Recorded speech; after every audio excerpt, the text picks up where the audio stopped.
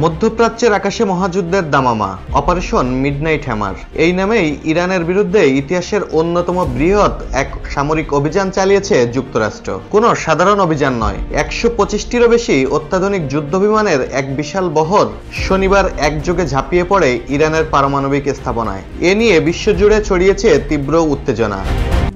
RICL TMX, যুগের পর যুগ স্থাপনা থাকে মজবুত।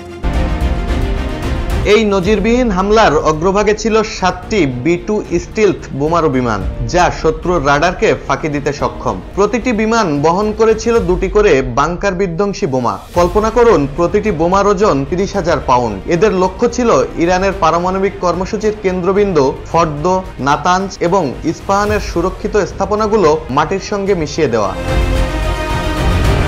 শুধু বোমারু বিমান নয়, এই বিশাল অভিযানকে সফল করতে আকাশে উড়েছে জ্বালানি ভরা ট্যাঙ্কার।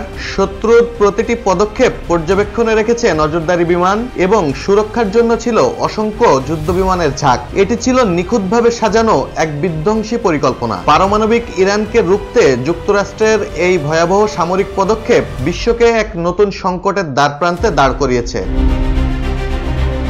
ডেস্ক রিপোর্ট, জয় জয় দিন।